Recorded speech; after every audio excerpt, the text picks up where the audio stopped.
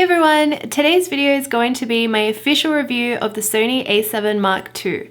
So as you guys know, about a month ago I started a new series where I decided to start testing out Sony mirrorless bodies and see how they work in my workflow and in my photo shoots, and if there's a quality difference between Canon cameras as well.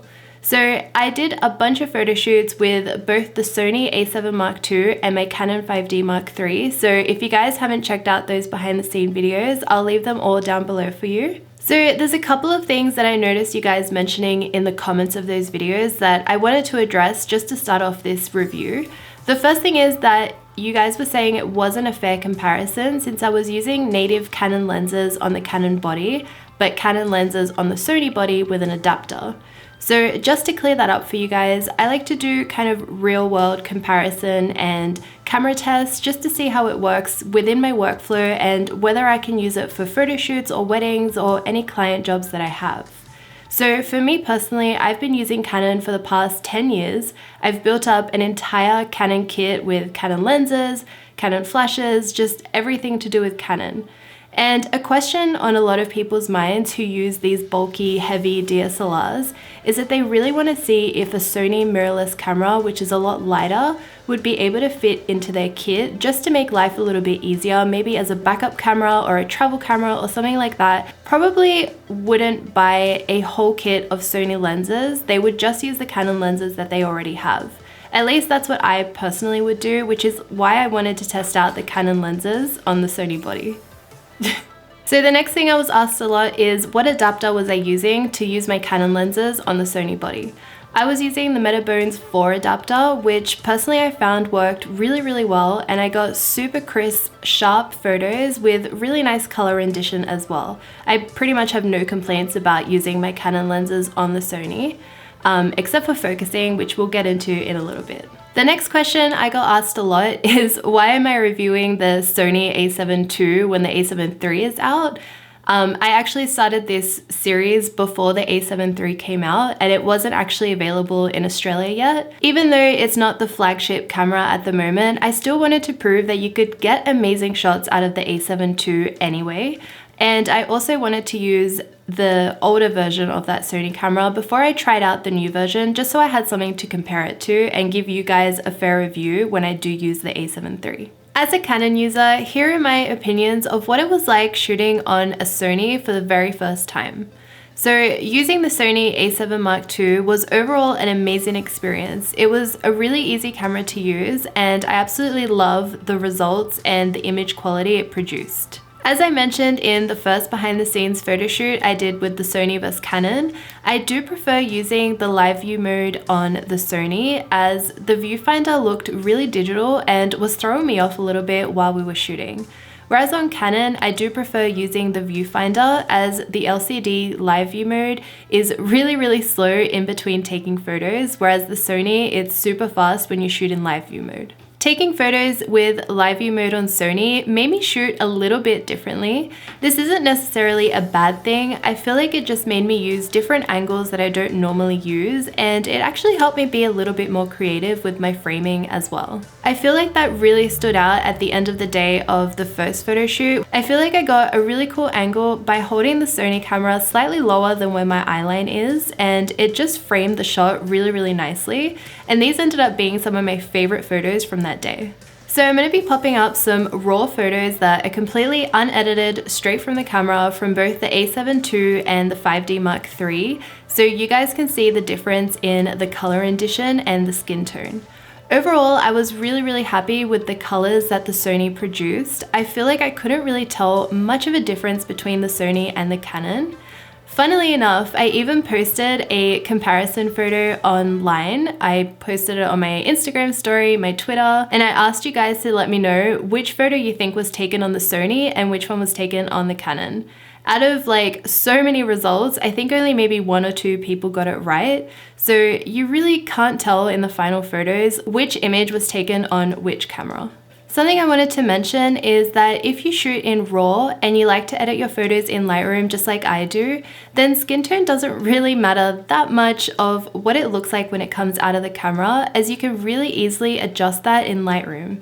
In saying that, I didn't really have to do too much to get the Sony photos to match the Canon photos, and they looked pretty much the same, like straight out of the camera anyway. Let me know in the comments below what you guys think of the raw photos, if you prefer what the Sony photos look like or what the Canon photos look like, or if you can even tell too much of a difference. Next up is focusing and how the focusing worked on the day. Seeing as I have been using Canon for the last 10 years, I kind of have a bit of an unfair advantage when it comes to focusing, as I know exactly how my camera works and what I need to do to be able to get the shot. So I feel like that would be more of a learning curve when moving to Sony. In saying that, I was really happy with the way Sony was focusing when the model was standing still. It would keep up really easily when shooting mid to close-up portraits. When the model was changing poses, it would keep focus on the face and the eyes, and the majority of photos were in focus just as the Canon ones were. The only time I had a real issue with the focusing on the Sony was when the model and I were walking around and when the model was walking away and towards the camera. I felt like it took the Sony a long time to be able to catch the focus, and by the time it was in focus and I pressed the shutter, I would miss a lot of the moments that I wanted to capture. Next up is battery life, which I feel like you guys know all about this already, so I'll just quickly mention it, but I don't like changing my batteries while I'm doing a photo shoot. I feel like I like keeping things as simple as possible, so changing batteries is just something I don't want to do while I'm shooting. So usually for my test shoots and portrait photo shoots, I don't have to change the battery on my Canon at all. Even when I'm shooting a 10-hour plus wedding, I really only have to change my batteries once, right towards the end of the day around the reception. On the A7II, I had to change the batteries throughout the photo shoots at least once, and even the second battery was pretty much dead by the time the photo shoot was over. And each of the photo shoots I did on this camera were only about an hour long. So for me, the battery life on the Sony A7II is a big downside. Something random that I just wanted to mention was that I accidentally left image stabilization on for the first photo shoot, and I didn't see it on the back of my camera, but when I was editing the photos on my computer, I noticed that there was a gradient on the top half of the photo that made it look really underexposed, and then the bottom half of the photo was normally exposed. I wasn't really too sure what that was while I was going through the photos, and when I had a look at the Sony menu, I decided to turn the stabilization off, and then at the next photo shoot, I didn't have that problem. So I'm curious to know if anyone who uses Sony has had those same results as well. Another point with the image stabilization is that it made the images look really digital when both the model and I were moving around. Here's a couple of example photos of what that looks like, so you guys know what I mean. Again, that is my fault for leaving image stabilization on. I do like to shoot my portraits at wide apertures of 1.4, which means I use a really high shutter speed, so I don't really need stabilization for my photos. So I'm gonna leave you guys with the last big question that everyone's been asking me, and that is, am I going to switch to Sony? With the A7II, the short answer is no.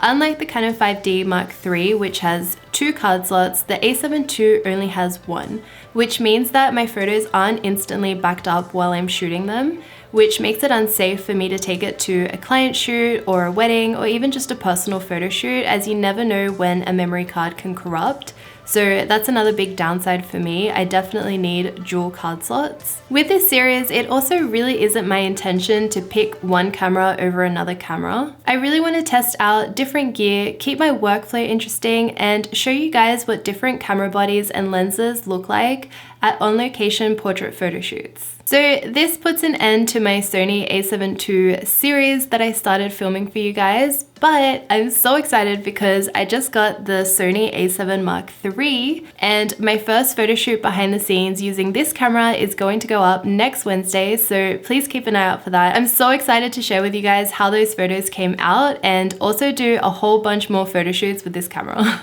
But I really hope you guys enjoyed hearing my thoughts of what it was like shooting on Sony for the very first time. Please leave all your comments, questions, and feedback down below. I love hearing from you guys, and I'll see you all in my next video. Bye!